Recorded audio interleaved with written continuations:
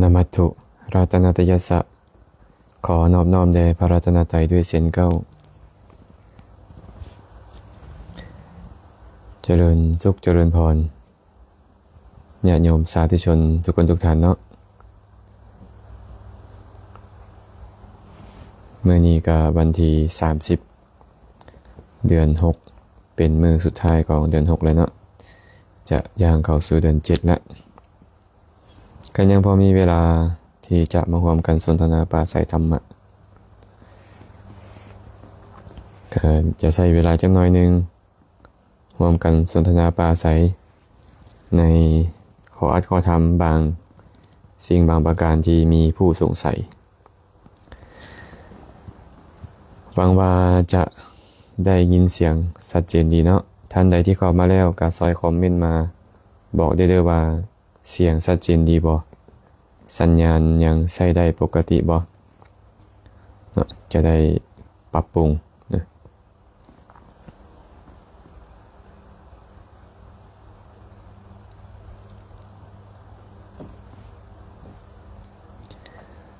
ก็คงจะพอได้ยินกันเขียวพงสวัสดิ์เจริญพรสาธุพรสวรรค์ดาราสวัสดิ์เจริญพรสาธุเด้อเท่านาคันอาสากราบนมัสการพระอาจารย์สาธุตูพอดชัยญเพชรน้อมกราบนมัสการพระอาจารย์เจริญพรสาธุมุสุขุสุคนนะท่านใดเข้ามาแล้วก็อย่าลืมเด้อแชร์ไปเป็นธรรมทานนำบางว่าจะได้ยินเนาะท่านใดฟังอยู่ไสก็คอมเมนต์เข้ามาบอกกันเสียงชัดเจนดีบ่สัญญาณใช้ได้บ่ถ้าหากเสียงบ่ชัดเจนก็จะได้ปรับปรุงมื้อนี้ก็พอดีเดินทางกลับจากวัดป่าศรีดำดวนเมืองหินบูนแขวงคำมวนไปเตรียมห้องน้ำเตรียมกุฏิต้อนรับพระเถระที่จะมาร่วมงานสมโภชพระพุทธรูป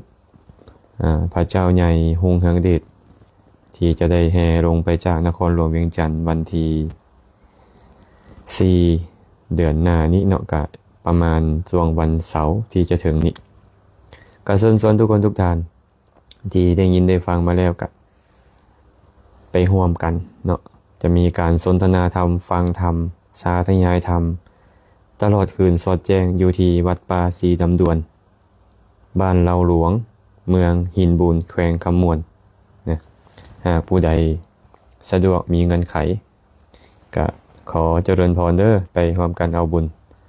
ประมาณวันที่4นี่6 โมงเช้าเนาะจะแห่พระบรมสารีริกธาตุพระพุทธรูปและก็พระไตรปิฎกออกจากพระธาตุหลวงเวียงจันทร์มุ่งหน้าไปสู่วัดป่าศรีดำดวนเมืองหินบุญท่านผู้ใดมีเงินไขอยากร่วมขบวนแห่ก็สามารถไปร่วมได้และมื้อนั้นก็จะมีการร่วมสนทนาธรรมกันตลอดคืนท่านใดมีปัญหาธรรมะข้อใดถามทางโซเชียลยังอาจจะบ่ชัดเจนก็สามารถไปร่วมสนทนาอยู่หันได้ก็จะมีพระเถระที่มาร่วมงานจากหลายบอนก็จะช่วยกันตอบปัญหาก็เจริญพรเด้อผู้ใดที่เข้ามาแล้วเนาะได้ยินได้ฟังแล้วก็บอกกันต่อเด้อบอกกันต่อแชร์ไปเป็นธรรมทานได้กันแล้วกันเนาะมีคำถามอันใดที่คิดว่าจะเป็นประโยชน์แก่ตนและแก่ผู้อื่นก็สามารถร่วมกันคอมเมนต์เข้ามาได้เจริญพรใบไม้ในกำมือเจริญพรสาธุบ่ฮู้ว่าเป็นพระหรือเป็นโยมนะแม่ติ้งดอนม่วงสาธุสาธุเด้อพระอาจารย์เจริญพรสาธุแม่อึ้งหลวงลาดน้อมกราบนมัสการขน้อยเสียงชัดเจนดีสาธุเด้ออย่าลืมเด้อผู้ใดเข้ามาแล้วแชร์ไปเป็นธรรมทานแด่นะเพื่อให้คนอื่นได้มีโอกาสมาร่วมสนทนานำพวกเรารอถ่ายเวลาอีกจักหน่อยก็จะได้ตอบปัญหาข้อแรกที่มีผู้ถามไว้แต่มือก่อนหน้านี้ก็เริ่มคำถามแรกเลยกันละกันผู้ใดเข้ามาทีหลังก็ฟังทีหลังเนาะขอโอกาสถามพระอาจารย์การปฏิบัติถ้าหากได้ฌานแล้วเฮาฮู้บ่ว่าการเข้าฌานออกฌานบ่หรือว่านั่งสมาธิแล้วมันเข้าฌานเองออกฌานเองบ่คะน้อยเค พิ่นสงสัยว่าหากบุคคลใดบุคคลหนึ่งประพฤติปฏิบัติไปตามลำดับของการเจริญสมาธิจนถึงขั้นอัปปนาฌานแล้วฮู้บ่ว่าตนเองออกฌานฮู้บ่ว่าเข้าฌานหรือว่ามันเข้าเองออกเองอัตโนมัติแท้ที่จริงแล้วการที่บุคคลเจริญจนได้อัปปนาฌานนี่ต้องเป็นบุคคลที่มีสติสัมปชัญญะเนาะบุคคลนั่นต้องมีสติและฮู้ตัวอยู่ฮู้ตัวในขณะที่เข้าฌานฮู้ตัวในขณะที่ออกจากฌานและก่อนจะเข้าก็สามารถที่จะฮู้ได้พร้อมว่าจะเข้าเท่านี้อยู่ในฌานเท่านี้ออกเวลานี้นะหากเหตุได้ช่ำชองแล้วเพราะฉะนั้นคนที่ปฏิบัติจนได้สมาธิจนได้ฌานจะบ่ฮู้ว่าตัวเองได้ฌานจะบ่ฮู้ว่าตัวเองเข้าฌานหรือออกฌานเป็นไปบ่ได้ต้องฮู้แน่นอนเนาะต้องฮู้ฉะนั้นเนาะต้องฮู้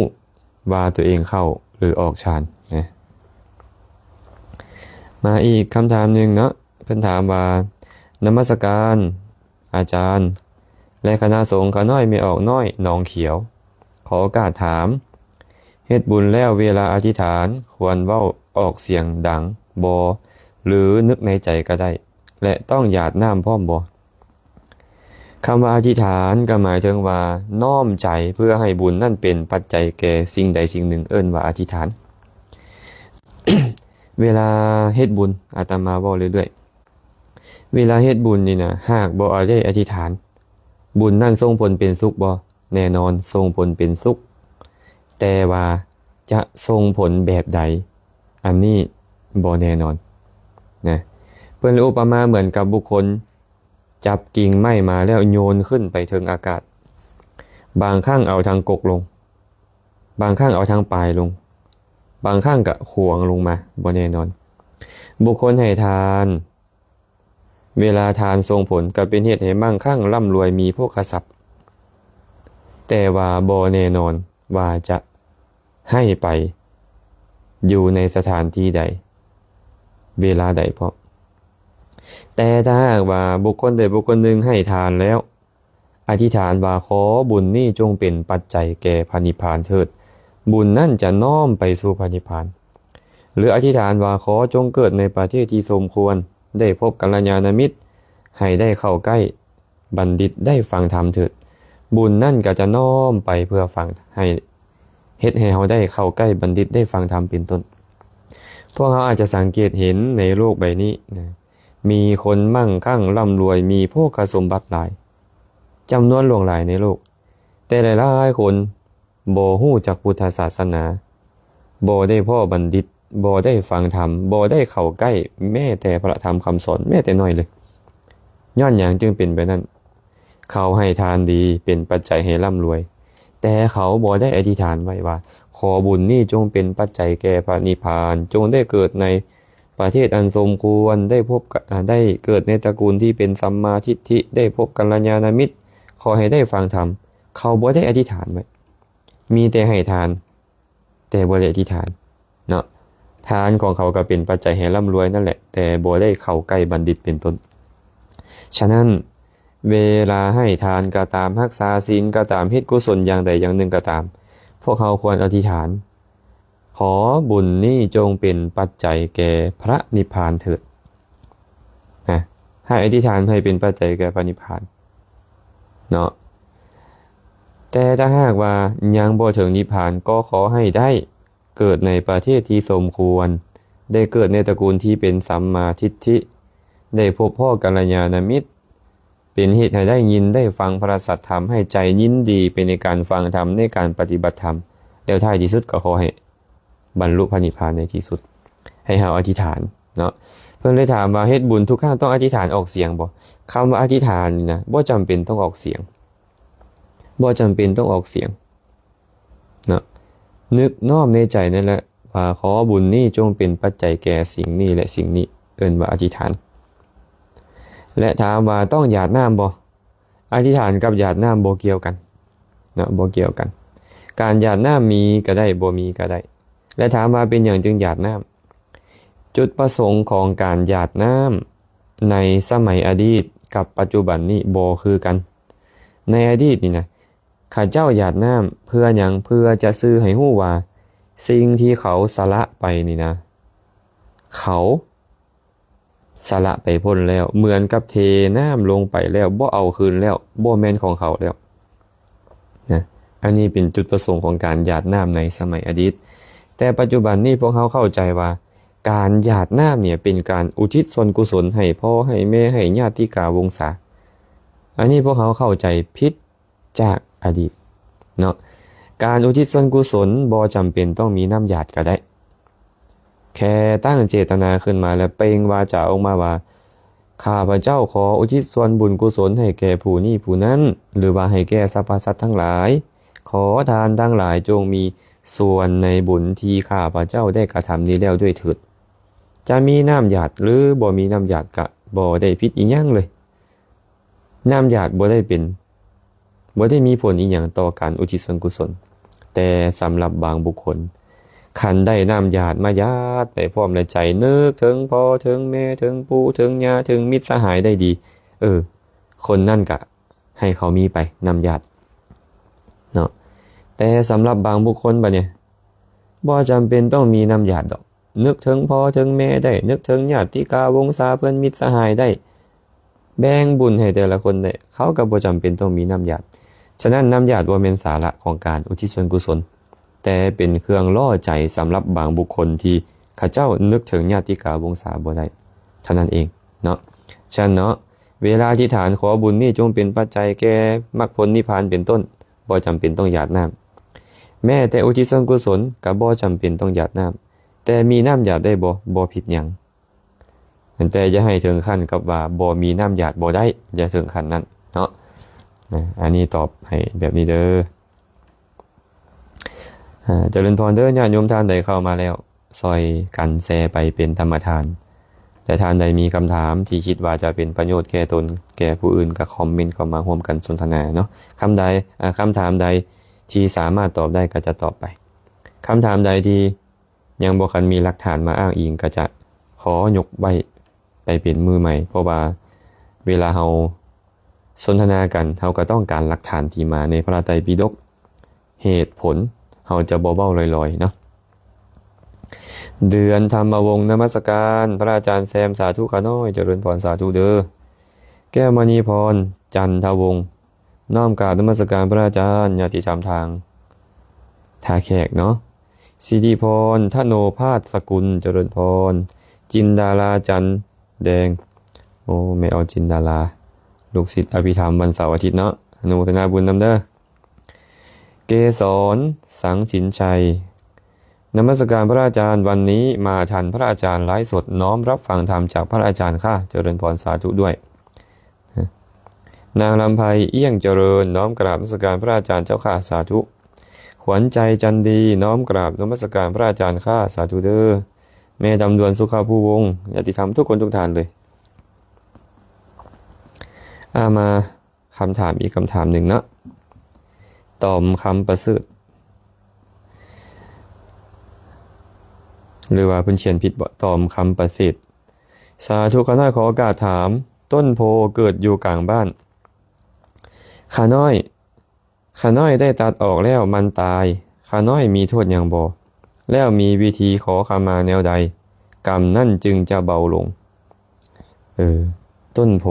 เนาะต้นโพเกิดอยู่กลางบ้านแล้วเฮาไปตัดมันมีโทษหยังบ่ความจริงแล้วนี่เฮามักเว้าเรื่องของโพธิเจดีย์หรือปริโภคเจดีย์ซึ่งในโพธิเจดีย์หรือปริโภคเจดีย์นั้นต้นสีมหาโพธิ์เป็นหนึ่งในเจดีย์นั้นนะทีนี้ถ้าหากต้นโพใดสืบเสื้อสายมาจากต้นสีมหาโพธิ์นั้น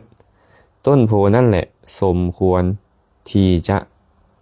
ตั้งไว้ในฐานะของเจดีย์เพราะเป็นเครื่องระลึกถึงพระสัมมาสัมพุทธเจ้าหากว่าต้นโพใดที่เฮาเอามาเฮ็ดเป็นเจดีย์หมายถึงว่าจะเป็นต้นโพต้นที่พระพุทธเจ้าตรัสรู้ก็ตามหรือว่าเป็นต้นที่งอกขึ้นมาจากต้นโพที่พระองค์ตรัสรู้ก็ตามเมื่อเฮาเอามาปลูกเพื่อประดิษฐานเป็นต้นสีมหาโพธิ์อันเป็นเครื่องสื่อถึงพระพุทธเจ้าเป็นเจดีย์ต้นโพแบบนี้ เฮาบ่ควรทำลายบ่ควรที่จะเฮ็ดสิ่งที่บ่ดีโดยประการต่างๆเนาะแต่ถ้าหากเป็นต้นโพทั่วไปบ่ได้เกี่ยวกับต้นโพที่มาจากต้นโพตัสสะฮู้เลยมันขึ้นในเฮือนในศาลเจตนาในการทำลายเจดีย์เฮาบ่มีก็คือมันหกมันเป็นเหมือนกับต้นไม้ทั่วไปอันนี้พวกเฮากระถอนออกได้บ่มีโทษอีหยังเนาะเบิ่งที่เจตนาของเฮาคิดว่ามันเป็นเจดีย์แล้วเฮาถอนมันบ่คันความคิดว่ามันเป็นเจดีย์บ่มีเลยเป็นเหมือนต้นไม้ใบหญ้าธรรมดาแล้วเฮาถอนออกไปอันนี้บ่มีโทษเนาะต่อไปเป็นนี่เด้อพรสวรรค์ดาราสวัสดิ์ขอถามแน่พระอาจารย์เวลาคนตายยอดอุบัติเหตุเป็นหยังจึงบ่ให้ทำบุญหาแล้วพระก็บ่รับนิมนต์ขึ้นเฮือนนั้นเรื่องนี้พระศาสดากล่าวไว้แบบใดความจริงแล้วความเป็นความตายนี่นะเนาะจะตายแบบใดได้ก็ตามนะบ่ได้เกี่ยวว่าจะเฮ็ดบุญหาบ่ได้เนาะพระผู้มีพระภาคเจ้านี่นะบ่เคยตัดห้ามว่าคนตายแบบนั้นห้ามเฮ็ดบุญหาคนตายแบบนี้ห้ามเฮ็ดบุญหาบ่มีแต่บอกว่าเมื่อเฮามานึกถึงว่าบุคคลนี้บุคคลนั้นเป็นพ่อเป็นแม่เป็นอ้ายเป็นน้องเป็นญาติกาวงศาเป็นมิตรสหายก็ควรบำเพ็ญทักขิณาทานให้การเศร้าโศกเสียใจพี่ไร้ลำพันหาเขานั้นบ่มีประโยชน์เลยพระพุทธเจ้าตรัสไว้แบบนี้พวกเขาคงจะได้ยินประจำเวลาที่พวกเขาไปงานศพไปเฮือนดีหลังจากฟังธรรมหลังจากถวายทานแล้วครูบาอาจารย์จะให้พรเฮาเอิ้นว่าให้พรแต่ความจริงเป็นการแสดงธรรมเนาะอาทาสีเมอากาสีเมยาติมิตาสขาจะเมเปตานังทักขินังทัชชาปุเพกตะมนุสรังนหิรุนังวาโซโกวายาวัญญาปริเทวนานะตังเปตานมัฏฐายะเอวังติดทันติยาตโยอะยัญจะโคทักขินาทินนาสังคัมหิสุปฏิทิตาทีฆะรัตตังหิตายะสะฐานโสอุปกัปปติพระพุทธเจ้าบอกว่าอาทาสีเมบุคคลนี้เคยให้สิ่งนี้แก่เฮาอากาสีเมเขาเคยเฮ็ดเรื่องนี้เรื่องนั่นแก่เฮาญาติเขาเคยเป็นญาติมิตรตาเขาเคยเป็นมิตรสขาจะเมเขาเคยเป็นสหายของเฮาเปตานังทักขีนังทัชชาควรบำเพ็ญทักขีนาทานอุทิศหาเขาปุเพกตะมนุสรังเมื่อเฮามาระลึกถึงเขาแล้วแบบนั้นนาหิรุนนางวาโซโกวายาวัญญาปริเทวนาการห้องให้เสียใจพี่ไร้ลำพันทุกค่ำควรหาบ่มีประโยชน์เอวังติดทันติยาตโยญาติพี่น้องเจ้าตายไปแบบใดแล้วเขาก็เป็นแบบเก่านั่นแหละเพิ่นว่าอายัญจะโคทักขินาทินนาสังคัมหิสุปฏิทิตาส่วนวาทักขินาทานใดที่บุคคลปฏิสถานตั้งไว้ดีแล้วในสงฆ์สังคัมหิสุปฏิทิตาทีฆะรัตตังหิตายะสะฐานโสอุปกัปปติทักขินาทานนั่นแหละยอมสำเร็จโดยการอันควรโดยฉับพลันแก่ผู้ที่ล่วงลับดับขันไปพระพุทธเจ้าบ่เคยเว้าดอกว่าคันตายหุงตายหาเด้อบ่ให้เฮ็ดบุญหาเด้บ่ให้เอาเข้าในหมู่บ้านเด้บ่ให้พระไปเฮือนได้บ่มีอันนี้เป็นการที่พวกเฮาสมัยหลังๆนี่แหละฮีดผีฮีดพราหมณ์เขาที่เขาเชื่อถือมงคลตื่นข่าวแล้วเขามาคิดว่าควรเฮ็ดแบบนี้ควรเฮ็ดแบบนั้นก็เว้าต่อๆกันไปสุดท้ายแล้วก็กลายเป็นประเพณีมาว่าคนตายหุงตายหาตายเกิดอุบัติเหตุบ่ควรเอาเข้าหมู่บ้านได้บ่ควรเฮ็ดบุญหาไวๆได้ให้เป็น3 ปีจังเฮ็ดบุญหาได้เป็น100 วันพันมื้อจังเฮ็ดบุญหาได้อันนี้พวกเฮามาบัญญัติแต่งตั้งกันเองเบิดเลยความจริงแล้วบ่มีเนาะบ่มีเลยนะฉะนั้นพี่น้องป้องปายผู้ใดก็ตามตายโดยประการใดจะตายเฒ่าตายแก่ตายเจ็บตายป่วยตายอุบัติเหตุตายหุงตายหาใดก็ตามแต่ตายแล้วควรเฮ็ดบุญหาทันทีเลยเนาะอาจารย์เฮ็ดบุญหาต้องตั้งกองบ่อาจารย์บ่เกี่ยวดอกนะอาตมาเคยเว้าในมื้อผ่านๆมาว่าบุญบ่ได้อยู่ที่กองบุญบ่ได้อยู่ที่เข้าบุญบ่ได้อยู่ที่น้ำบ่ได้อยู่ที่จีวรบุญอยู่ไสอยู่เจตนาในการสละเนาะจะเป็นกองบ่หรือบ่เป็นกองบ่เกี่ยวดอก เนาะแค่เจ้ามีอาหารหวานข้าวบ่มีผ้าจักพื้นนึงบ่มีเกือบจักคู่นึงบ่มีผ้าเข้าผ้าน้ำจักผ้านึงบ่เลยโดยที่สุดแม้แต่มีข้าวติบเดียวมีแจวถ้วยหนึ่งเจ้าตั้งเจตนาถวายแก่พระเจ้าประสงค์แล้วนึกถึงผู้ล่วงลับดับขันไปกล่าวออกไปว่าข้าพระเจ้าขออุทิศส่วนกุศลนี้แก่ทานผู้นี้ทานผู้นั้นหรือแก่พี่น้องป้องไปทั้งหมดทั้งมวลของข้าพระเจ้าเด้อหากเขารับรู้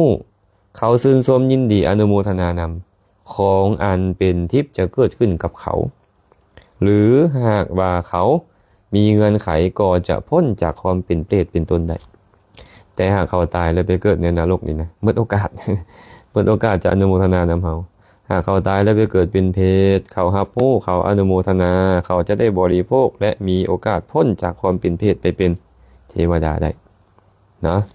อันนี้ตอบให้แบบนี้เด้อตอบให้แบบนี้พระพุทธเจ้าบ่ได้มีการกำหนดดอก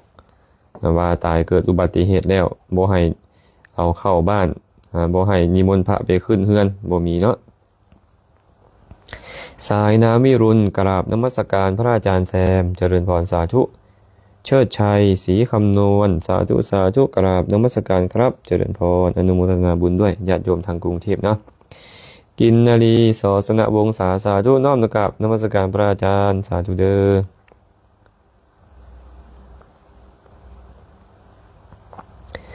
พี่กุลสีดงยางกราบสาธุพระอาจารย์เจ้าค่ะโยมขอถามว่าเวลาใส่บาตรรีบใส่บ่ได้อธิษฐานได้บุญบ่เจ้าค่ะความจริงแล้วเนาะบุญไม่ได้อยู่ที่การอธิษฐานอยู่ให้เรามาโฟกัสตรงนี้ว่าบุญไม่ได้อยู่ที่การอธิษฐานแต่การอธิษฐานของผู้มีบุญจะสำเร็จได้นะจำกัดออกไปก่อนนะบุญกับการอธิษฐานมันต่างกันเวลาที่โยมมีเจตนาในการสละข้าวน้ำของโยมให้แก่พระเจ้าพระสงฆ์ไปเวลานั้นบุญเกิดขึ้นแล้วโยมจะอธิษฐานหรือไม่อธิษฐานก็ตามเจตนาที่เป็นบุญเกิดขึ้นแล้วมันจะเป็นปัจจัยให้โยมประสบความสุขแน่นอนในอนาคตแต่ถ้าหากว่าบางบุคคลได้ให้ทานไปแล้วกุศลเกิดขึ้นแล้วเขาตั้งจิตนึกน้อมไปว่าขอบุญนี้จงเป็นปัจจัยแก่สวรรค์จงเป็นปัจจัยแก่นิพพานเถิดนี้เรียกว่าการอธิษฐานการอธิษฐานนั้นยังไม่ชื่อว่าบุญแต่ผู้มีบุญแล้วน้อมนึกอธิษฐานอย่างนี้ต่างหากเนาะอธิษฐานก็ได้ไม่อธิษฐานก็ได้แต่ว่าบุญที่ไม่อธิษฐานส่งผลไม่แน่นอนบุญที่อธิษฐานก็ส่งผลแน่นอนขึ้นมานะสุภัตตาสักขุมานมัสการพระอาจารย์เจริญพรสาธุแบบไหนที่เธอรักน้อมกราบพระอาจารย์สาธุสาธุดาราวันไพบุญเจริญพรกราบนมัสการพระอาจารย์ครับผมขอโอกาสครับเทวดาสามารถสร้างกุศลให้กับตัวเองได้ด้วยวิธีไหนบ้างและเทวดาสามารถบรรลุธรรมขณะที่ยังเป็นเทวดาอยู่ได้ไหมครับกราบขอบพระคุณในความเมตตาครับก็ขอตอบเป็นภาษาไทยให้กันแล้วกันเนาะเนื่องจากมีผู้ที่เป็นคนไทยมาร่วมสนทนาด้วยถามเป็นภาษาไทยมาว่าเทวดาสามารถสร้างกุศลส่วนไหนให้ตัวเองได้บ้างและเทวดาสามารถบรรลุธรรมตอนเป็นเทวดาได้ไหมก็ตอบว่าแบบนี้เนาะสภาพที่เป็นกุศลเนี่ยไม่ได้อยู่ที่คุณเป็นมนุษย์เป็นเทวดาหรือเป็นสัตว์เดรัจฉานไม่ได้อยู่ที่ตรงนั้นสภาพที่เป็นกุศลเกิดขึ้นกับใครมันก็เป็นกุศลอยู่อย่าว่าแต่เทวดาเลยแม้แต่สัตว์เดรัจฉานเนี่ยเวลามันให้นมลูกมันก็มีความเมตตาต่อลูกมันมีความกรุณาต่อลูกมันไอ้เมตตาก็เป็นชื่อของบุญกรุณาก็เป็นชื่อของบุญนะเวลามันหาอาหารมาให้ลูกมันหรือแบ่งปันแก่ครอบครัวของมันก็เป็นบุญทั้งนั้นเลยอย่าว่าแต่มนุษย์เลยแม้สัตว์เดรัจฉานก็เป็นเช่นนั้นฉะนั้นเทวดาจึงไม่ต้องพูดถึงนะเทวดาชิดดีก็เป็นมโนกรรมดีเทวดากล่าวธรรมะให้กันฟังหรือกล่าวซักชวนในสิ่งที่ดีๆก็เป็นวจีกรรมที่เป็นกุศลเทวดามาขนขวายอย่างบางที่เนี่ยเทวดามาปัดมากวาดวิหารก็ยังมีเลยนะฉะนั้นก็เป็นกายกรรมที่เป็นกุศล เทวดารักษาศีลได้นะตั้งเจตนาจะไม่ฆ่าสัตว์จะไม่ลักทรัพย์จะไม่ประพฤติผิดในกามไม่พูดปดไม่ดื่มน้ำเมาเทวดาก็ชื่อว่าได้ทำบุญเทวดาให้ทานได้ไม่ได้เทวดามีวัตถุข้าวของอย่างใดอย่างหนึ่งก็เอามาได้ในสมัยหนึ่งนะพระมหากัสสปะออกจากนิโรธสมาบัติมาใหม่ๆเทวดา500 ตนเห็นว่าพระมหากัสสปะนี่ออกจากนิโรธสมาบัติมาใหม่ๆก็พากันเหาะลงไปจากสวรรค์นำของอันเป็นทิพย์ไปต่อหน้าท่านพระมหากัสสปะกล่าวว่าข้าแต่พระคุณเจ้าข้าแต่พระคุณเจ้าผู้เจริญขอพระคุณเจ้าจงรับอาหารของพวกข้าพระเจ้าด้วยเถิดพระมหากัสสปะไล่กลับไม่ได้นะพวกเธออย่ามาปล้นบุญของคนยากจนเลยสุดท้ายก็ต้องกลับเพราะพระท่านไม่รับแต่ว่าเจตนานั้นเป็นบุญหรือยังอะไรอยากจะถวายเจตนานั้นเป็นบุญแล้วเพียงแต่ว่าทานของเขายังไม่สำเร็จเพราะอะไรเพราะท่านพระมหากัสสปะไม่รับเท่านั้นแต่ใจเป็นบุญหรือยังเป็นแล้วนะถ้าท่านพระมหากัสสปะรับทานของเขาก็บริบูรณ์เทวดาก็ทำบุญได้เทวดาก็มีการฟังธรรมเป็นประจำอยู่ในสวรรค์หลายสิ่งหลายอย่างเทวดาก็ทำได้เหมือนมนุษย์ฉะนั้นบุญหลายอย่างเลยนะที่เทวดาสามารถทำได้และถามว่าเทวดาบรรลุธรรมได้ไหมพระผู้มีพระภาคเจ้าแสดงธรรมกันแรกโยมมนุษย์บรรลุธรรมคนเดียวคือพระอัญญาโกณฑัญญะแต่พรหม18 โกฏบรรลุเป็นพระอริยเจ้าเทวดานับคณาไม่ได้บรรลุเป็นพระอริยเจ้าเนาะแสดงมหาสมัยสูตรเทวดาจำนวนมากนับไม่ได้บรรลุธรรมแสดงอภิธรรมในสวรรค์ชั้นดาวดึงส์เทวดา80,000 โกฏบรรลุธรรมโยมลองคิดดูว่าเทวดาบรรลุธรรมได้ไหมเทวดาเขาเนี่ยมีชาวนะมีความคิดความอ่านเร็วกว่ามนุษย์นะความเข้าใจในสิ่งต่างๆเนี่ยเร็วกว่ามนุษย์ฉลาดกว่ามนุษย์โอกาสที่จะบรรลุธรรมจึงมีมากกว่ามนุษย์ด้วยซ้ำเนาะต่างก็แต่ว่าอุปนิสัยของเขาเนี่ยสร้างมาเพื่อจะบรรลุนิพพานหรือเปล่าด้วยนั่นเองนะฉะนั้นในอานิสงส์ของการฟังธรรมที่พระผู้มีพระภาคเจ้าแสดงไว้ในโสตานุคตสูตรนะพระองค์บอกว่าธรรมะคือสุตตะเคยะเวยากรณะคาถาอุทานอิติอุตกะชาตกะอัปพุตะหรือเวทันละธรรมอันบุคคลใดให้เข้าถึงกระแสของโสตะอยู่เนืองๆคือฟังอยู่เนืองๆคล่องปากขึ้นใจแทงตลอดด้วยดีด้วยทิฏฐิบุคคลนั้นเมื่อหลงกระทำกาละหมายถึงว่าตายแบบคนหลงคือยังไม่บรรลุเป็นพระอริยเจ้าตายแบบปุถุชนหลังจากแตกกายทำลายแล้วย่อมเข้าถึงความเป็นสหายของเทวดาเทพนิกายชั้นใดชั้นหนึ่งท่านผู้ภิกษุผู้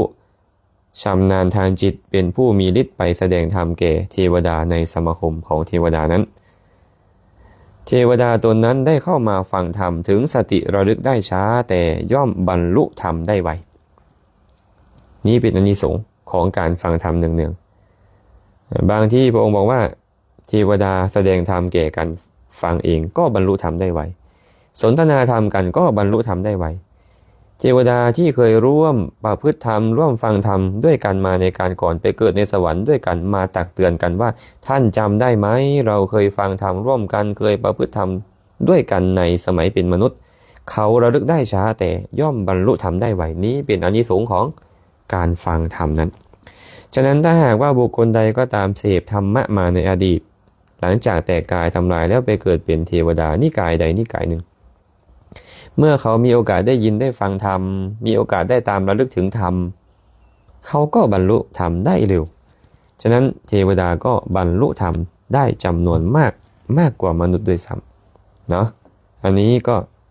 ตอบคำถามของอายุบวรนะที่ถามมาเป็นภาษาไทยเนาะนุ้ยเนบุษดีน้อมกราบพระอาจารย์ข้าน้อยขอถามเนมืดมาแจ้งไปให้พระอาจารย์อธิบายเนมืดมาแจ้งไปคงจะมาในธรรมสูตรเนาะพ พระผู้มีพระภาคเจ้าได้ตรัสพระสูตรสูตรหนึ่งเอาไว้ในคัมภีร์อังคุตรนิกายจตุกนิบาตพระองค์บอกว่าภิกขุทั้งหลายคนสี่ประเภทนี้มีปรากฏอยู่ในโลกสี่ประเภทเป็นจังใดตโมตมะปรายโนตโมโชติปรายโน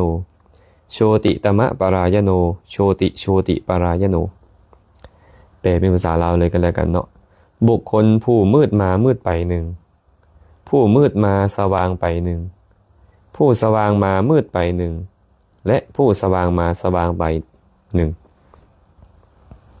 ภิกขุทั้งหลายคนผู้มืดมาแล้วมืดไปเป็นแนวใดบุคคลบางคนในโลกนี้เกิดในตระกูลต่ำต้อยเกิดในตระกูลสร้างจักสานสร้างหนังคนเทขี้เหงื่อมุนฝอยตระกูลคนขอทาน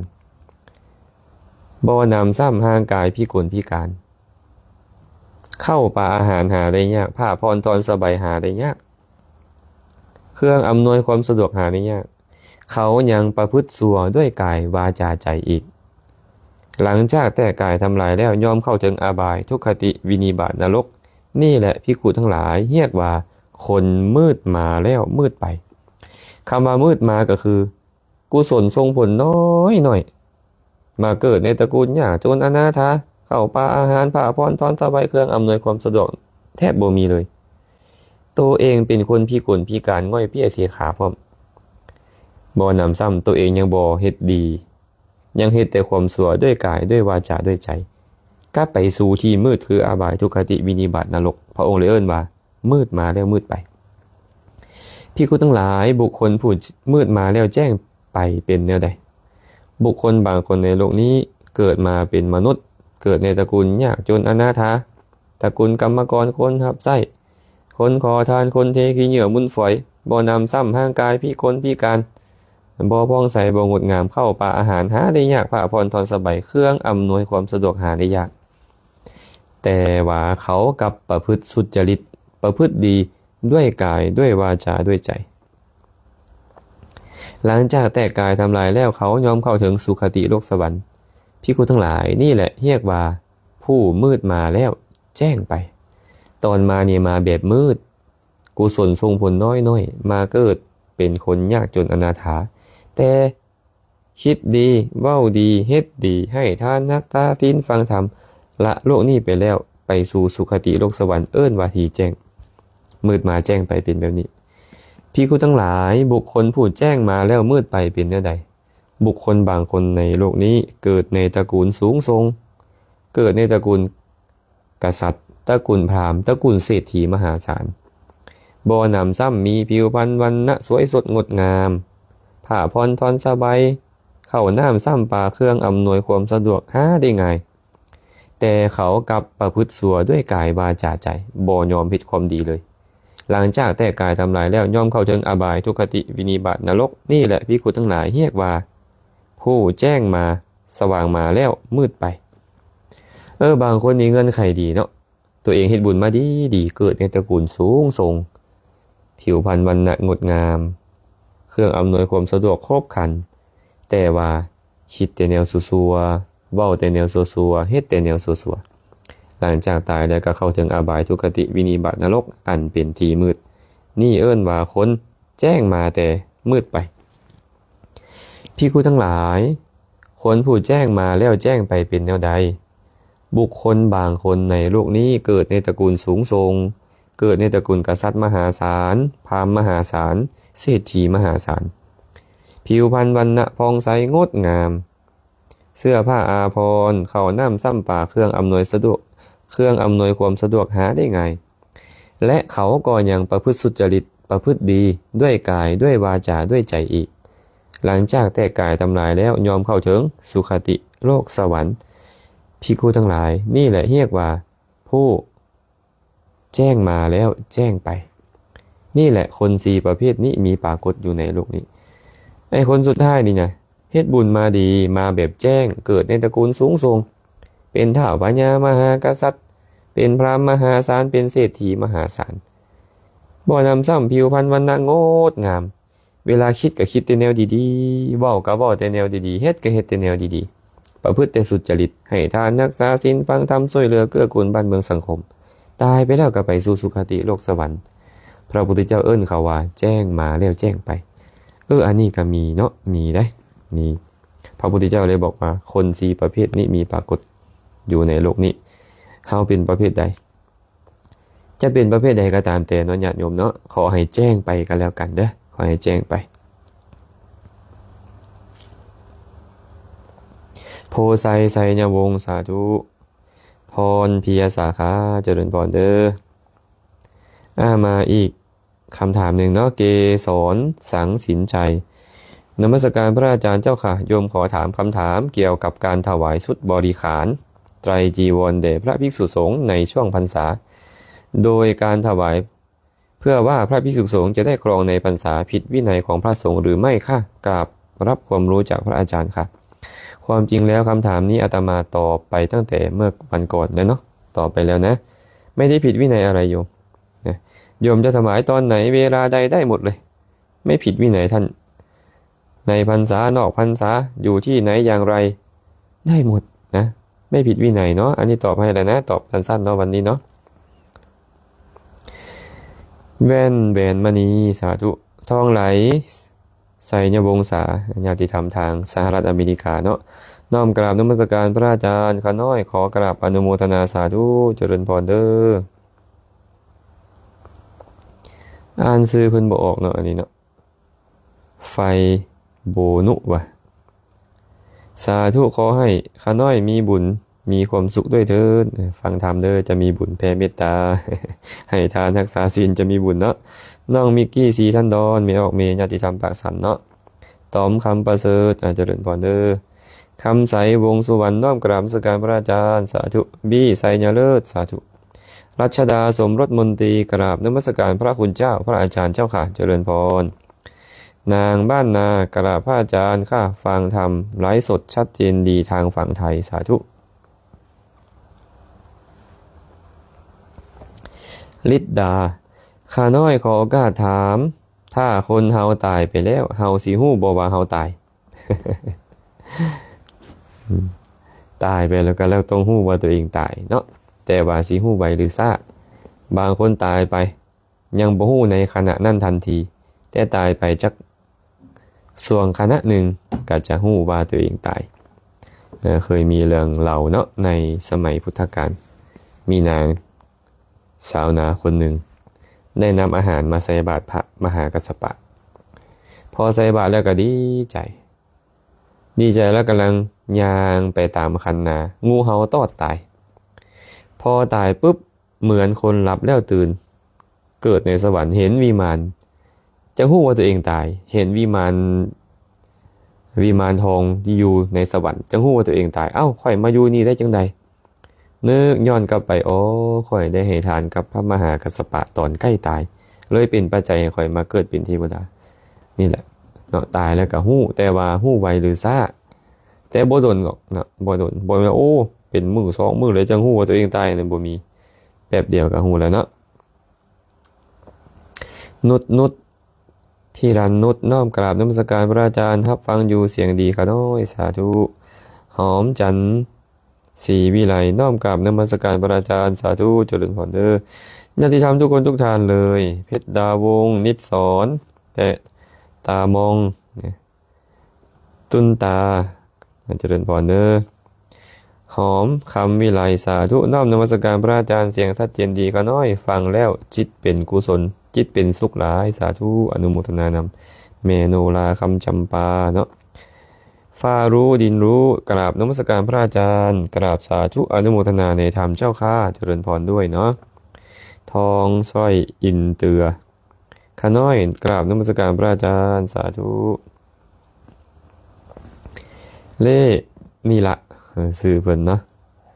ข้าน้อยขอถามพระอาจารย์ว่าการที่เฮากระทำผิดต่อคนในครอบครัวทางที่ตั้งใจและบ่ตั้งใจแล้วเฮามาขอขมาลาโทษแล้วเฮายังจะมีกรรมต่อกันบ่ เฮาเฮ็ดผิดต่อผู้ใดผู้หนึ่งก็ตามจะเป็นคนในครอบครัวจะเป็นคนนอกครอบครัวจะเป็นผู้ใดผู้หนึ่งก็ตามถ้าเจ้าคิดบ่ดีต่อเขาบาปกรรมสำเร็จไปแล้วเจ้าเว้าบ่ดีต่อเขาบาปกรรมสำเร็จไปแล้ว เจ้าเฮ็ดบ่ดีต่อเขาบาปกรรมสำเร็จไปแล้ว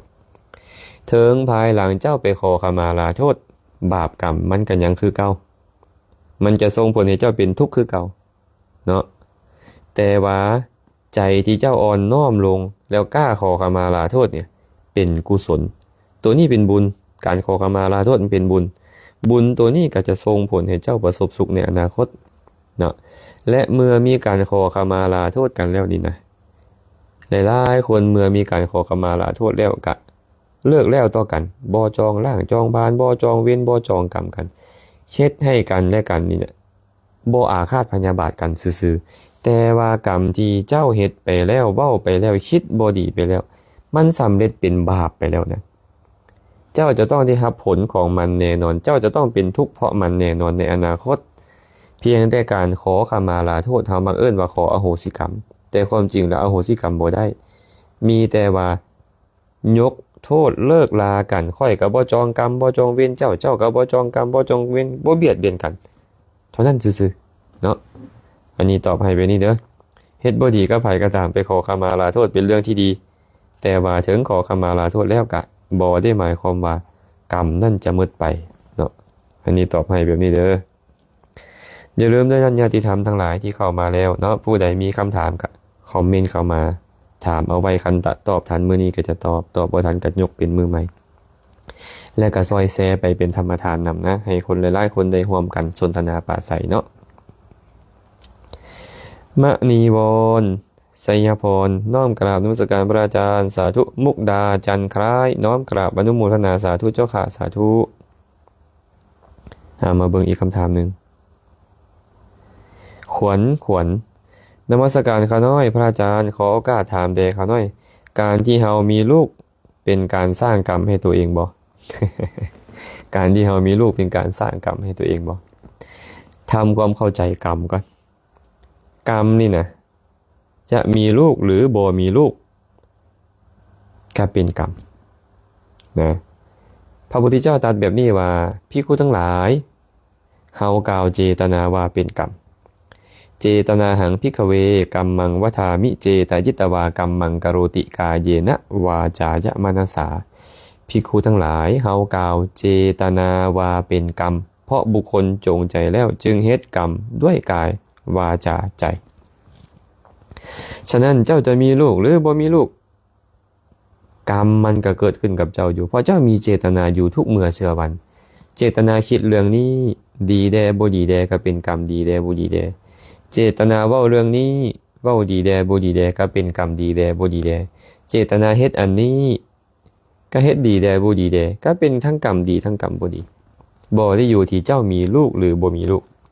แต่ว่าบางคนเมื่อมีลูกแล้วเนาะก็เป็นเหตุให้มีความฮักความผูกพันหากลูกเจ็บลูกป่วยก็โอ้ยเสียอกเสียใจก็เป็นอกุศลกรรมไปมีคนอื่นมาด่ามาว่ามาทำให้ลูกตัวเองก็อาฆาตพยาบาทเขาโกรธเคืองเขาก็เป็นกรรมชั่วไปหากเขาล้มหายตายจากก็เสียอกเสียใจก็เป็นกรรมชั่วอีกอันนี้มันจะมีความผูกพันอยู่แบบนี้และบ่แม่นแต่ลูกดอกสามีก็ตามภรรยาก็ตามพ่อแม่ก็ตามมิตรสหายก็ตามวัตถุเข้าของอย่างใดอย่างหนึ่งก็ตามเฮามีแล้วเฮายึดผูกพันห่วงแหนยึดว่าเป็นของเฮาทุกแน่นอนสร้างกรรมไม่แน่นอนพระพุทธเจ้าเลยบอกว่าภิกขุทั้งหลายบุคคลเข้าไปยึดถือสิ่งใดแล้วจะบ่เฮ็ดให้เกิดก่อความทุกข์นั้นบ่มีเลยไอ้ทุกข์เป็นชื่อของอย่างทุกข์เนี่ยเป็นชื่อของโทสะเป็นชื่อของโทมนัสโทสะเป็นชื่อของบาปของอกุศลญาติโยมเนาะฉะนั้นมีอีหยังจะทุกข์ย้อนอันนั้นมีโทรศัพท์กับทุกข์ย้อนโทรศัพท์นี่แหละเห็นบ่มีรถกับทุกข์ย้อนรถมีเฮือนกับทุกข์ย้อนเฮือนมีให้นาตาก้ากับทุกข์ย้อนให้นาตาก้ามีลูกมีเต้ามีพ่อมีแม่กับทุกข์ย้อนสิ่งนั้นตอนบ่มีกับทุกข์อยากมีพอมีไปแล้วก็ทุกข์ด้วยการรักษาด้วยการปนเปื้อด้วยการคุ้มครองดูแลเมื่อสูญเสียไปก็ต้องทุกข์โศกพิไรลำพันธ์อันนี้มันธรรมดาตอนเจ้าบ่คันมียศเจ้ากับบ่คันทุกข์เพราะยศพอมียศขึ้นมาเริ่มอยากจะรักษายศไว้แล้ว ต้องเฮ็ดทางความดีต้องเฮ็ดความชั่วต้องด่าต้องว่าเป็นต้นมันก็ทุกข์มันสูญเสียไปก็ต้องทุกข์อันนี้ยกมาแต่เรื่องเดียวเด้ทุกเรื่องเลยที่เฮามีแล้วเฮาต้องทุกข์ย้อนมันแน่นอนหากบุคคลใดได้ฟังธรรมมาแดได้พิจารณาใส่ใจไว้ดีแดถึงทุกข์ก็จะบ่ทุกข์ทอคนที่บ่เคยพิจารณาเลยการฟังธรรมจึงเป็นเรื่องที่ดีญาติโยมการฟังธรรมการนำธรรมะไปพิจารณาใส่ใจอยู่เรื่อยๆเป็นเรื่องที่ดีเนาะตอบให้เป็นนี่เด้อมีลูกเป็นการสร้างกรรมบ่ ตอนเจ้าอยากมีมันก็เป็นตัณหามันก็เป็นกรรมประเภทโลภะไปเนาะตอนเจ้ามีแล้วเจ้าฮักหวงแหนมันก็มีกรรมตัวใหม่เรื่อยๆบางเทื่อต้องฆ่าเป็ดฆ่าไก่ให้ลูกกินได้มันก็เป็นกรรมตัวนั่นแหละบางเทื่อต้องตบต้องตีผู้อื่นที่มาทำให้ลูกได้ก็เป็นกรรมตัวนั้นอันนี้ตอบให้ไปนี่เด้อถ้ายังบ่ชัดเจนก็ถามเข้ามาใหม่น้อยคำเผาสาธุปัตตมามุตตาสาธุพุทธภัตติกานามทิพย์เนาะกราบนมัสการพระอาจารย์สาธุน้องแตงโมน้องนมัสการพระอาจารย์ฟังธรรมพระอาจารย์เสียงชัดเจนดีญาติธรรมวัดป่าศรีลำดวนเนาะนางบุญไสยวงศ์เจริญพรญาติโยมทุกคนทุกฐานเนาะที่เข้ามาแล้วจะได้อ่านสื่อหรือบ่ได้อ่านสื่อก็ตามเด้อพอมันปูกราบนมัสการพระอาจารย์สาธุค่ะน้อยสาธุมาอีกคำถามหนึ่งเนาะกองประเสริฐแพงเสนพอออกตั้งนะน้อมกราบนมัสการพระอาจารย์ขอแสเพื่อเป็นธรรมทานเขาได้ขอถามหลังจากพระพุทธเจ้าได้ไปแสดงธรรมให้แม่เพิ่นแล้วเพิ่นลงมาโลกมนุษย์เพิ่นได้แสดงให้เห็นโลกมนุษย์เห็นเทวดาเห็นนรกแท้บ่ประสบการณ์พระพุทธเจ้าได้สอนหลักธรรมความจริงชัดเจนหลายสาธุอันนี้นี่เนาะถ้าหากให้อาตมาตอบเนาะอาตมาจะอ้างอิงหลักฐานนะจะบ่เว้าเองเนาะหลักฐานเราต้องเอามาแต่ใส่ก็ต้องบอกเอามาจากพระไตรปิฎกพระไตรปิฎกนี่นะมีทางพุทธพจน์มีทางคำของสาวกเนาะอย่างเช่นพระอานนท์เว้าก็เป็นคำของสาวกคือพระอานนท์เป็นต้นนี่แหละพระพุทธเจ้าเวลาแสดงธรรมเรื่องเล่าต่างๆนี่นะพระองค์บ่เล่าเองมีแต่พระสาวกมาเล่า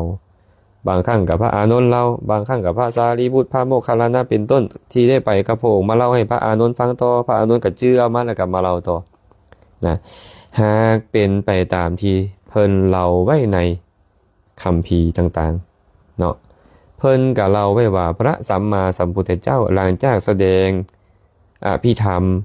โปรดเทวดาสั้นดาวดึงแล้วพระสารีบุตรไปเฮียนจากพระองค์มาแล้วมื้อที่พระองค์ลงมาจากสวรรค์เนาะเพิ่นเอิ้นว่ามื้อพระพุทธเจ้าเปิดโลก เพิ่นอยากให้เห็นความสังเวชสลดใจเกี่ยวกับสัตว์นรกนี่ทึกจายมพิบาลนี่ทรมานแบบใดอยากให้มนุษย์ทั้งหลายได้เห็นและอยากให้มนุษย์ทั้งหลายได้เห็นสวรรค์นำว่ามันเป็นสถานที่ที่ได้เสวยสุขแบบใด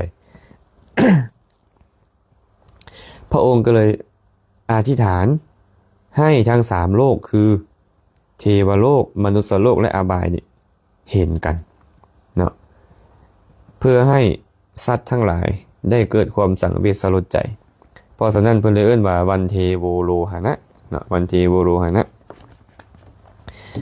วันที่พระองค์ลงมาจากสวรรค์ชั้นดาวดึงส์นั้นเนาะแม่ของเพิ่นนี่ไปเกิดในสวรรค์ชั้นดุสิตแต่พระพุทธเจ้าไปแสดงธรรมอยู่สวรรค์ชั้นดาวดึงส์แม่ของเพิ่นไปเกิดเป็นเทพบุตรได้แล้วมาฟังธรรมอยู่สวรรค์ชั้นดาวดึงส์บรรลุเป็นพระโสดาบันเนาะคันตอบตามหลักฐานที่มาในพระไตรปิฎกก็ตอบว่ามีปรากฏแบบนั้นแท้ว่าพระพุทธเจ้าอธิษฐานให้เห็นกันระหว่างเทวดามนุษย์และนรกเนาะตอบให้แบบนี้เด้อใจทิพพาวันสาธุเมืองสาธุขาน้อยคาใจโบราณเพิ่นว่าตายไปใน49วันจึงฮู้ว่าตัวเองได้ตายแล้วฉะนั้นดวงวิญญาณไปอยู่ใส่ขาน้อยอันนี้ตอบตามความเป็นจริงว่าคำเว้าของผู้ที่เว้ามานั้นบ่เป็นความจริงเนาะคำเว้านั้นบ่เป็นความจริงบุคคลตายแล้วก็จะฮู้ว่าตัวเองตายการตายเหมือนกับการหลับแล้วตื่นบ่มีดอกต้องท่าอยู่49วัน50วัน100วันจังฮู้ตัวเองตายบ่แม่นแบบนั้น ตายไปแล้วบ่ดนก็ฮู้ตัวเองเคยมีพระองค์หนึ่งเพิ่นกำลังเดินจงกรมอยู่เดินจงกรมไปเดินจงกรมมากำลังปรารภความเพียรปรากฏว่าเดินจงกรมปรารภความเพียรอยู่เนี่ยมรณภาพในขณะนั้นพอมรณภาพแล้วกับปฏิสนธิเป็นโอปปาติกะใหญ่เลยบ่ต้องมาอยู่ในท้องแม่เด้เกิดในสวรรค์นั่นเพิ่นกะยังยางอยู่หั่นแหละเพิ่นยังบ่ฮู้ว่าตัวเองตายตอนนั้นน่ะจนว่าเทวดามาแวดล้อมเพิ่นได้เข้ามาหาเพิ่นจึงห้ามว่าจะเข้ามาว่าที่ว่าดาทั้งหลายก็เลยเอาแว่นมาให้ซองเบิ่งเจ้ามาเป็นเทพบุตรแล้วได้เจ้าบ่เป็นพระแล้วได้เราจะฮู้ตัวว่าโอ้ค่อยตายแล้วก็บ่ได้ใช้เวลาโดนอีหยังเนาะแค่ช่วงเวลาแป๊บเดียวนะบางเทื่อนี่ตั้งการปรารภความเพียรอยู่ในขณะที่ตายบ่ฮู้ว่าตายเนาะแต่ใจดีก็เลยไปเกิดในสวรรค์แต่ตอนนั้นก็ยังมีความสำคัญมั่นหมายว่าตัวเองยังบ่ทันได้ตายนะเหมือนกับพวกเรานอนน่ะบางเทื่อนอนฝันไปเป็นเรื่องเป็นราวแล้วลุกขึ้นมายังคิดว่าตัวเองอยู่ในความฝันยังไปนี่เฮ็ดหันอยู่บางคนบ้านอาตมาเอิ้นว่าเหลอเนาะแบบนั้นซื่อๆเด้อคันนั้นเนาะคนเฮาเกิดแล้วขออภัยตายแล้วเกิดเลยปฏิสนธิเลยแล้ววิญญาณนั่นน่ะมันบ่ได้เกิดแค่อย่างเดียวขันธ์5ทั้งหมดเกิดรูปทางกายเวทนาสัญญาสังขารและวิญญาณปฏิสนธิขึ้นมาเป็นทางกายใหม่จิตใจใหม่นะบ่แม่นเกิดแค่วิญญาณและวิญญาณล่องลอยบ่มีนะความเป็นจริงแล้วบ่มีวิญญาณล่องลอยอาจารย์ที่เฮาเห็นอยู่นี่เห็นอยู่นั่นเด้บ่แม่นเห็นวิญญาณเห็นบ่ได้เห็นแต่รูปเท่านั้นเวลาตาเจ้าเห็นเจ้าจะเห็นสีเจ้าจะเห็นรูปเจ้าบ่มีโอกาสเห็นวิญญาณ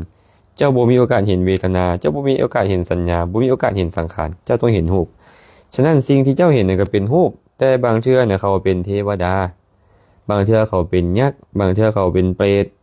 เนาะเขาเลยเฮ็ดให้เจ้าเห็นได้สัมพันธ์เจ้าก็เลยเข้าใจไปเองว่านี่คือวิญญาณนี่คือวิญญาณเจ้าคิดเองเจ้าบ่ได้เข้าใจความเป็นจริงว่าวิญญาณมันบ่อยู่ลอยๆมันต้องตั้งอาศัยอยู่รูปเว้นเสียแต่พวกพรหม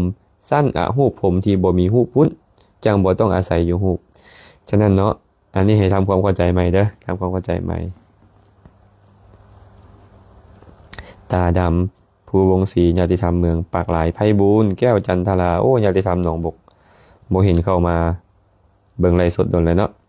ปานนี้มานปานนี้น้อมนมัสการด้วยความเคารพสาธุเด้อญาติธรรมเมืองทางเชโนเนาะ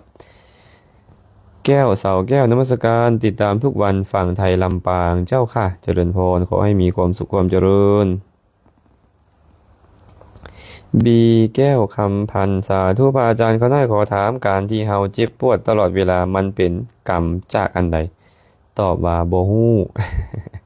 เพราะบ่มีผู้ใดสามารถฮู้ได้ขนาดนั้นดอกเนาะนอกจากพระพุทธเจ้าเพิ่นเลยบอกว่าเรื่องกรรมนี่มันเป็นอจินไตยเป็นสิ่งที่บุคคลคิดอาจินไตยมีหลายอย่างเด้โลกสัตว์โลกนี่ก็เป็นอาจินไตยพุทธคุณคุณของพระพุทธเจ้านี่นะเรื่องของพระพุทธเจ้าเป็นอาจินไตยฌานก็เป็นอาจินไตยกรรมก็เป็นอาจินไตยบ่มีผู้ใดสามารถรู้ได้เฮาได้แต่สันนิษฐานตามที่พระพุทธเจ้าแสดงไว้ในพระไตรปิฎกนั่นแหละว่าบุคคลใดมักเบียดเบียนสัตว์อื่นด้วยไม้ค้อนก้อนดินเป็นต้นเขายึดถือกรรมนั่นอย่างเหนียวแน่นหลังจากแตกกายทำลายแล้วยอมเข้าถึงอบายทุกขติวินิบาตนรกหลังจากเขากลับมาเกิดเป็นมนุษย์อีกเขายอมเป็นผู้มีโลคาพยาธิหลายนี่แหละมานพเหตุให้มีโรคหลายข้อปฏิบัติอันเป็นเหตุให้มีโรคหลายเบียดเบียนสัตว์แต่บ่ฮู้ว่าเบียดเบียนสัตว์ตัวใดเบียดเบียนตอนใดเฮาบ่ฮู้ได้แต่ว่ามันเป็นโทษของการเบียดเบียนสัตว์แน่นอนพระพุทธเจ้าเลยบอกว่าโทษของการเบียดเบียนสัตว์อย่างเบาที่สุดเจ้าเกิดมาเป็นมนุษย์เจ้าจะมีโรคภัยไข้เจ็บหลายบางโรคนี้รักษาบ่หายพร้อมนะบางโรคนี้รักษาบ่หายพร้อมเด้อต่อไปเป็นนี่เด้อเสียงต้อยน้อมนมัสการพระอาจารย์สาธุทองใบศรีวิไลโดยแม่นอนขอบใจที่ทรงธรรมะให้ฟังแต่ธรรมดาขาน้อยติดตามทุกมืออยู่แล้วขอบใจเพิ่นเว้ากับไผเพิ่นอันนี้แม่ตูทองใบ พาทำสันเทียสาธุเจริญพรเด้อญาติธรรมสุขุสุคนเด้อใส่สมุดสีสมุดน้อมกราบนมัสการพระอาจารย์สาธุโดยสาธุพระอาจารย์แล้วถ้าต้นโพธิขาน้อยได้ตัดนั่นเป็นเสื้อสายของต้นสีมหาโพธิขาน้อยต้องเห็นแนวใดหากว่าพ่อออกเนี่ยบ่ได้มีเจตนาจะทำให้บ่ได้ฮู้อีกว่ามันเป็นต้นสีมหาโพธิ์คิดว่ามันเป็นต้นไม้ธรรมดาทั่วไปเจตนาของพ่อออกมันบ่ได้เป็นเจตนาชั่วเด้เมื่อบ่ได้เป็นเจตนาที่บ่ดีมันก็บ่ได้เป็นกรรมชั่วเนาะแต่ถ้าหากว่าโอ้เจตนาบ่ดีว่ามันเป็นเจดีย์ฮู้อยู่แล้วฝืนทำให้อันนั้นมันก็จะไปเป็นกรรมชั่วแต่หากพ่อบ่สบายใจพ่อก็ขอขมาลาโทษไปเนาะนำสิ่งของจากอย่างหนึ่งไปหดต้นสีมหาโพธิ์อยู่วัดใดวัดหนึ่งก็ตามอันเป็นต้นสีมหาโพธิ์เสื้อสายของต้นโพตัสสหูนั้นเอานมบ่ผสมน้ำไปหดต้นโพบ่เอาน้ำหอมไปสิแล้วก็ขอขมาลาโทษแล้วก็แล้วดอกเนาะบ่ได้เป็นอีหยังขนาดนั้นที่เพิ่นบอกว่าการตัดต้นโพเป็นโทษหลายเหมือนอนันตริยกรรมหมายถึงตัดต้นโพอันเป็นต้นโพตัสสหูหรือเสื้อสายของต้นโพตัสสหูนั้นพุ่นนะฟองสมุดแก้วมณีวงศ์ไม่ออกดีเนาะกราบนมัสการพระอาจารย์สาธุเด้อใกล้พรสาธุอนุโมทนาเจริญพรตุกหอมโพไซน้อมนมัสการพระอาจารย์สาธุดร.คำไพจิตตราชน้อมนมัสการพระอาจารย์แซมสาธุเจริญพรวงเดือนธรรมวงน้อมกราบพระอาจารย์สาธุสาธุสาธุฟังธรรมพระอาจารย์ทุกวันจิตใจสงบซาบซึมธรรมะหลายขึ้นก็น้อยสาธุเด้ออนุโมทนาบุญน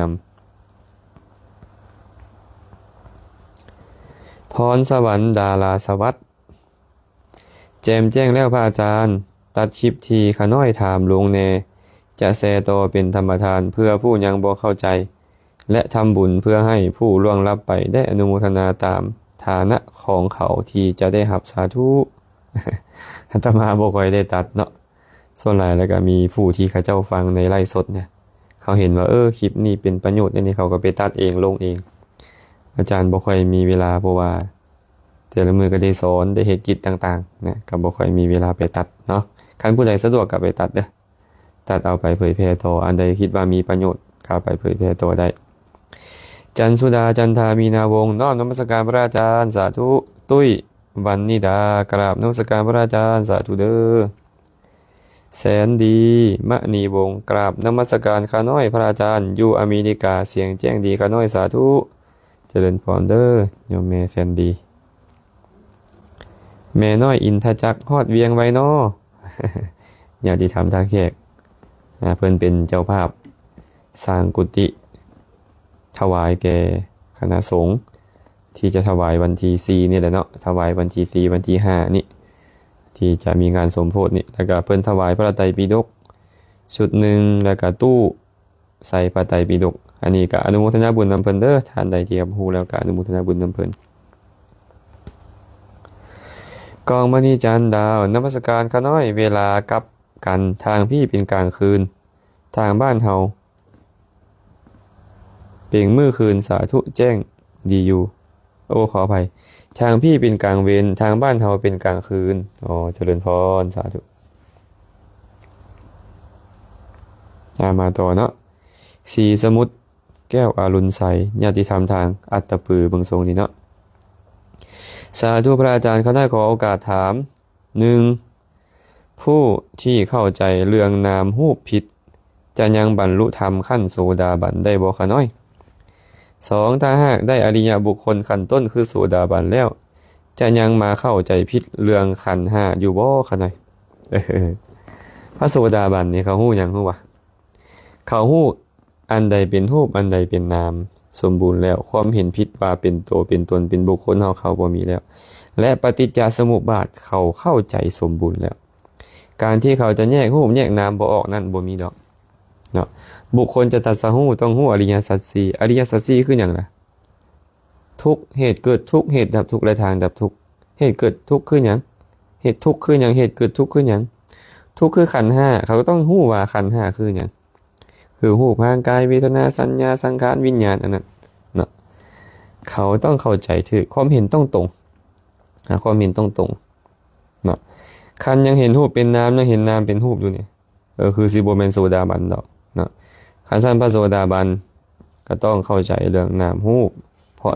ฮู้แจ้งก็ฮู้แจ้งความเป็นจริงของนามรูปตามความเป็นจริงแต่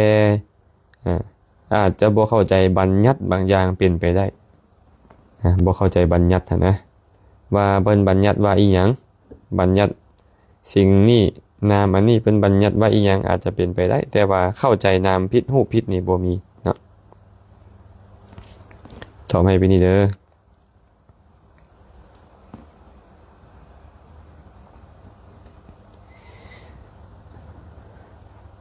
สุภัตตาสะคุมานอกนมัสการพระอาจารย์ต่อเนื่องจากคำถามก่อนหน้านี้ที่อาจารย์ได้ตอบไปว่าคนเฮาเมื่อตายไปจะฮู้ได้บ่ว่าตัวเองตายข้าน้อยขอถามแน่ว่าเมื่อคนเฮาตายแล้วหลังจาก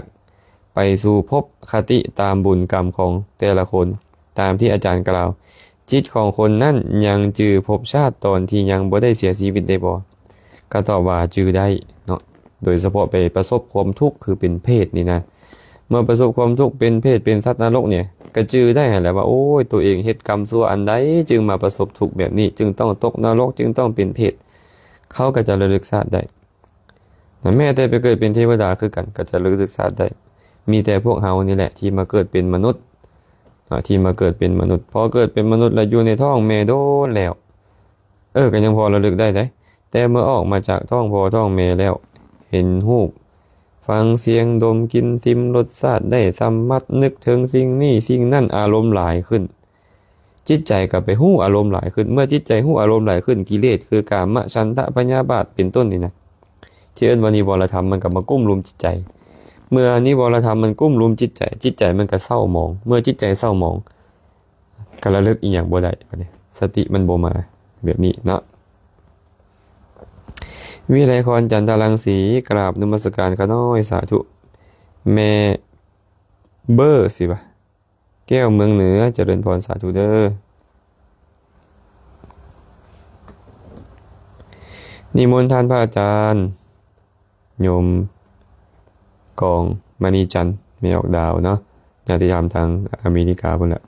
นิมนต์พระอาจารย์ช่วยชี้แจงอธิบายเรื่องความกตัญญูกับการเชื่อฟังผู้มีอุปการะคุณเป็นกตัญญูและเชื่อฟังแม่พอมันแตกต่างกันแบบใด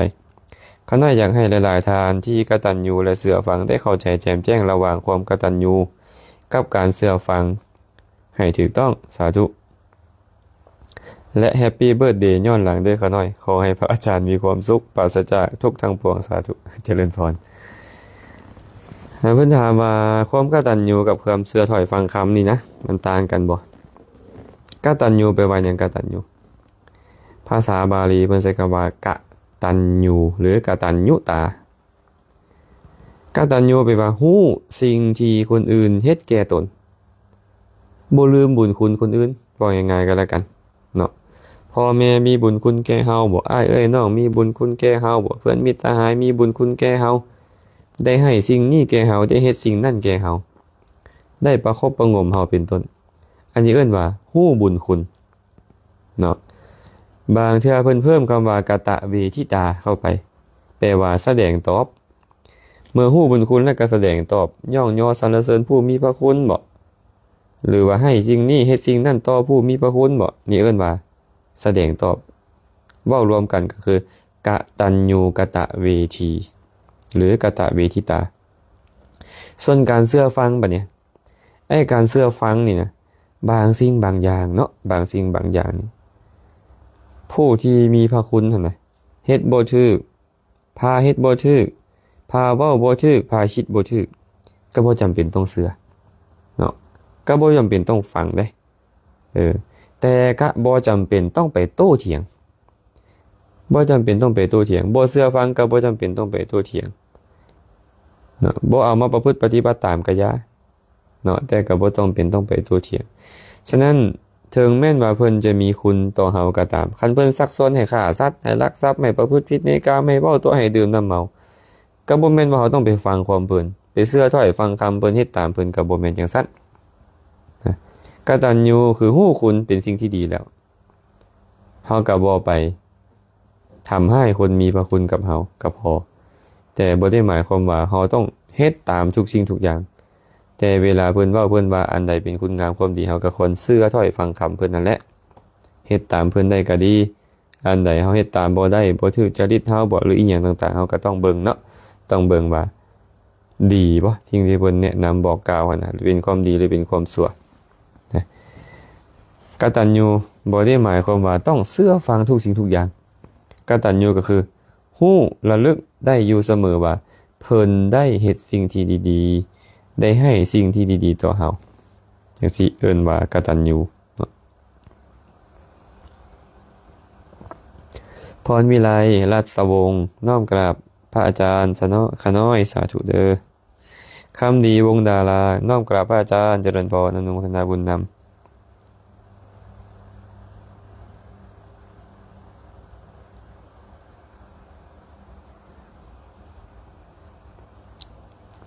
มาเบิ่งคำถามต่อไปเนาะ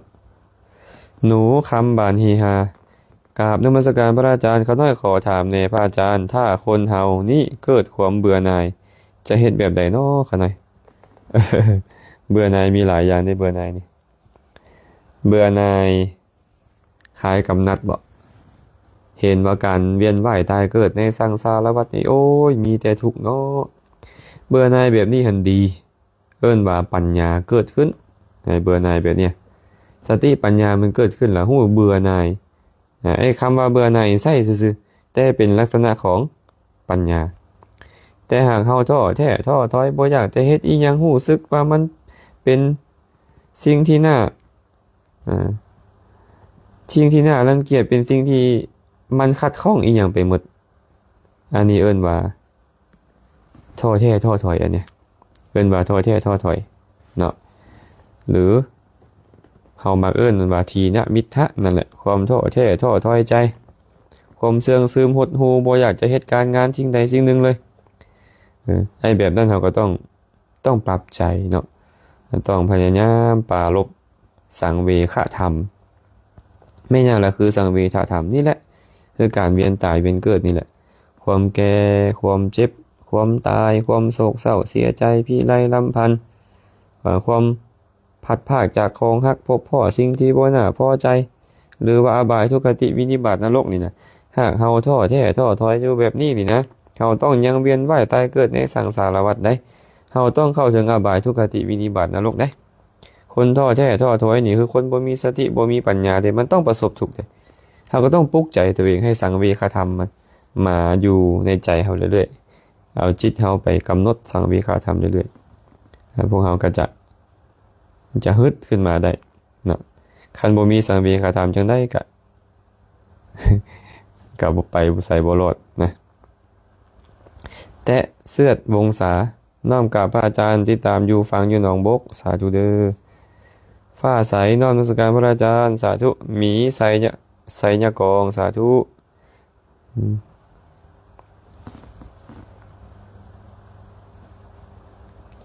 หอมคำวิไลสาธุพระอาจารย์แซมเขาน้อยขอโอกาสถาม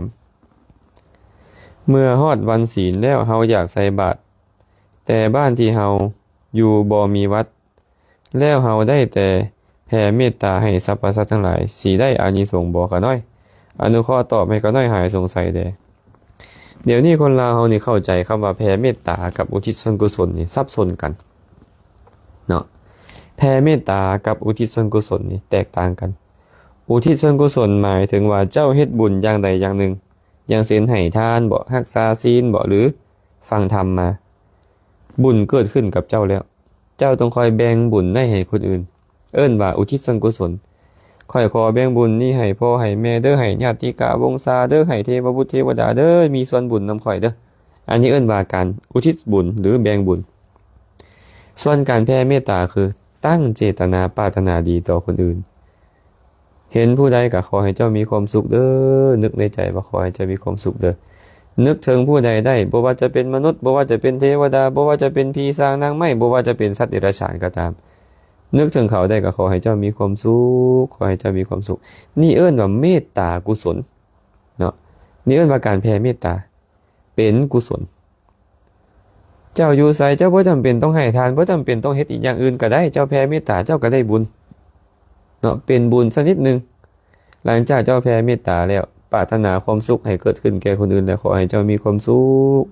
นึกถึงผู้ใดได้ก็ขอให้เจ้ามีความสุขแล้ว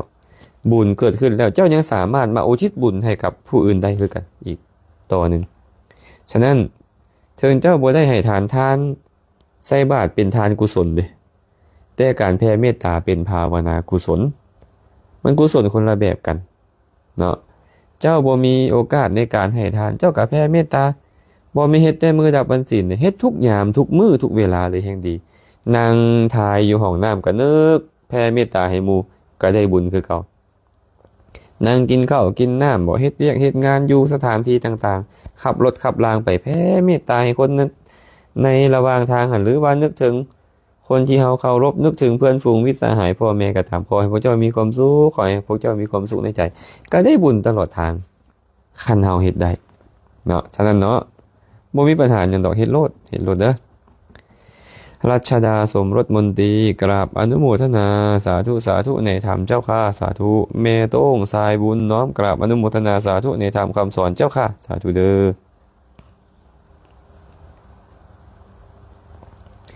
พัน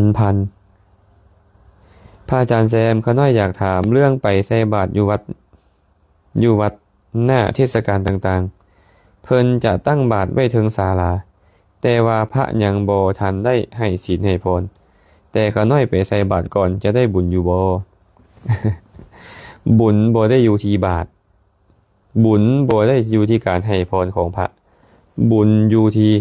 ความตั้งใจในการจะสละของนั้นให้แก่ครูบาอาจารย์ให้แก่พระสงฆ์องค์เจ้าคันเจ้ามีจิตใจที่เสียสละอยู่แล้วตั้งเจตนาว่าขอให้สิ่งนี้แก่พระสงฆ์องค์เจ้าอยู่บุญเกิดขึ้นแต่ตอนนั้นแล้วตั้งแต่ว่าตอนเพิ่นให้พรอนุโมทนาคาถาเจ้าตั้งใจฟังจะได้บุญข้อฟังธรรมตื่มเท่านั้นเองตอนเข้าไหว้พระเจ้าก็ได้บุญข้อไหว้พระตื่มตอนเข้าสมาทานศีลเจ้าก็ได้บุญข้อสมาทานศีลตื่มเท่านั้นบ่ได้เกี่ยวกับการให้ทานของเจ้าเลยทานเจ้าน่ะมันสำเร็จตั้งแต่เจ้าตั้งใจให้บุญแล้วบ่ได้เกี่ยวว่าเพิ่นจะให้ศีลให้พรก่อนหรือบ่เนาะได้บุญแล้วเด้อได้บุญแล้วตั้งใจดีก็ได้บุญแล้วจันสมรพรประดิษฐ์น้อมกราบพระอาจารย์ญาติธรรมทางเมืองปากลายพาทำสันทิสาธุแม่กราบขังทองสาธุแก้วตาลุนดาราสาธุพาทำสันทิเจริญพรเด้อทับตาแก้วกราบนมัสการค่ะพระอาจารย์โยมแม่ทับฟังจากเชียงใหม่เจ้าเจริญพรเด้ออิงเจอหัดไซยสอนสาธุนุดพีรันนุดน้อมนมัสการข้าน้อยขอแนวทางในการจัดการกับใจตัวเองให้ตั้งอยู่ในความสงบอยู่เนืองแดงข้าน้อยเอาอย่างน้อมาจัดการกับความสงบนี่นะเฮาบ่สงบแบบใดล่ะเฮาฟุ้งซ่านเนาะคิดหลายเรื่องโพดสินะอุบายในการระงับความฟุ้งซ่านก็คือสมถะนั่นแหละสมถะมีอย่างใดสมถะนี่โอ้ยมีหลายอย่างบางเทื่อก็ต้องพิจารณาพุทธคุณบางเทื่อก็ต้องพิจารณาธรรมคุณสังฆคุณบางเทื่อก็ต้องนึกถึงทานที่ตัวเองเคยเฮ็ดมาตอนนี้ตอนนั้นบางเทื่อก็อาจจะต้องมาเบิ่งลมหายใจเข้าออกจดจ่ออยู่กับมันบางเทื่อก็ต้องพิจารณาความตายดูว่าทุกสิ่งทุกอย่างที่เฮามีอยู่ในปัจจุบันนี้เฮาต้องทิ่มมันไปเมิดต้องประสบความตายในที่สุดเป็นต้นจังซี่เนาะหรือแม้แต่การเจริญเมตตาแผ่เมตตาไมตรีให้กับคนต่างๆให้แก่สัตว์ทั้งหลายหรือว่าเจริญกรุณาแก่หมู่สัตว์ที่ตกทุกข์อยู่หรือว่าเห็นเขาได้ดีมีสุขนึกถึงคนที่ได้ดีมีสุขเลยก็เจริญมุทิตาแก่เขาบางเทื่อก็เจริญอุเบกขาเป็นกลางๆเป็นต้นมันมีหลายอุบายในการเจริญสมาธิแต่ว่าสมาธินี่แค่เฮ็ดให้จิตสงบบางครั้งบางคราวพอออกจากสมาธิมาใจมันก็จะวุ่นวายคือเก่านี่ฉะนั้นสมาธิอาจจะยังบ่พอเขาก็ต้องเจริญวิปัสสนาตื่มเห็นความคิดของตัวเองนี่เลยนี่โอ้ความฟุ้งซ่านนี่เนาะความบ่สงบนี่นะเป็นเพียงนามธรรมอย่างหนึ่ง บ่แม่นเฮาบ่แม่นของเฮานามธรรมนี่มันตั้งอาศัยอยู่หัวใจของเฮานี่เอิ้นว่าหาทยวัตถุแม้แต่หาทยวัตถุมันก็เป็นเพียงรูปธรรมบ่แม่นเฮาบ่แม่นของเฮาทั้งรูปทั้งนามนี้อาศัยกันและกันเกิดขึ้นทั้งทางกายทั้งจิตใจของเฮานี่นะความฟุ้งซ่านเป็นต้นนี่นะมันก็เกิดขึ้นตั้งอยู่ดับไปเกิดขึ้นตั้งอยู่ดับไปบ่เที่ยงนี่นะมันเป็นทุกข์มันเป็นอนัตตาบ่ควรยึดถือว่าเฮาว่าของเฮาต้องใส่ใจแบบนี้พร้อมเนืองตอนโกรธก็ฮู้มันโอ้ความโกรธเนี่ยเป็นเพียงนามธรรมอย่างหนึ่งเกิดขึ้นตั้งอยู่ก็ดับไปมีเหตุก็เกิดขึ้นหมดเหตุก็แตกสลายจังซี่เป็นต้นนี่นะคันแบบนี้อยู่เนืองๆได้อยู่สภาพแบบใดเฮาก็บ่ทุกข์ดนจิตใจมันก็บ่มีกิเลสมาครอบงำบ่มีความโกรธเคืองบ่มีความบ่พอใจบ่มีความท้อแท้ท้อถอยบ่มีความอิจฉาริษยาอิหยังเกิดขึ้นถ้าหากว่ามันใจได้ไปนี่ถึงมันเกิดขึ้นเฮาฮู้มันไวเข้าฮู้มันไวเข้าฮู้มันไวเข้านี่นะสติสัมปชัญญะมันเกิดอยู่ดุๆแบบนี้จิตใจเฮาก็จะบ่ฟุ้งซ่านเนาะตอบให้ไม่ออกนุดแบบนี้เด้อใช้เวลามาชั่วโมงกว่าๆแล้วเนาะมื้อนี้เดินทางไกลนะเดินทางมาจากคำมวลก็รู้สึกอิดเมื่อยน้อยนึงเนาะก็คงจะใช้เวลาพอสมควรก่อนตอบปัญหาคำถามที่ท่านทั้งหลายได้ถามมาหากคำถามใดบ่ได้ตอบเนื่องจากบ่เห็นก็ต้องขออภัยนำคันเห็นก็จะยกมาตอบให้มือใหม่แต่คำถามใดที่ตอบไปแล้วยังบ่ชัดเจนก็สามารถถามเข้ามาอีกได้กำหนดคำถามให้ชัดเจนแล้วก็ถามเข้ามาอีกได้เนาะมื้อนี้หากอาตมาภาพได้ตอบคำถามอันใดไปอาจจะกระทบกระทั่งจิตใจท่านผู้ใดผู้หนึ่งก็ขอขมาลาโทษมาณโอกาสนี้นำท่านทั้งหลายได้เฮ็ดบุญกุศลอันใดอาตมาภาพก็ขออนุโมทนาสาธุการในทุกบุญกุศลที่ท่านได้เฮ็ดแล้วอาตมาภาพเองได้เฮ็ดบุญกุศลอันใดอันหนึ่งตั้งแต่อดีตจนถึงปัจจุบันบุญน้อยก็ตามบุญใหญ่ก็ตามก็ขอแบ่งบุญกุศลทั้งหมดให้ทุกคนทุกท่านจงมีส่วนร่วมนำขอให้สรรพสัตว์ทั้งหลายจงมีส่วนร่วมในบุญทั้งหลายเหล่านี้ขอให้สรรพสัตว์ทั้งหลายจงเป็นผู้มีความสุขโดยทั่วกันท้ายที่สุดแล้วก็ขอให้บุญกุศลทั้งหมดจงเป็นปัจจัยอำนวยอวยไสให้ทุกคนทุกท่านจงได้ประสบพบเจอแต่ความสุขปราศจากทุกข์ทั้งปวงท้ายที่สุดจงได้บรรลุถึงมรรคผลนิพพานในอนาคตการอันใกล้นี้โดยทั่วกันทุกท่านทุกคนเทอญ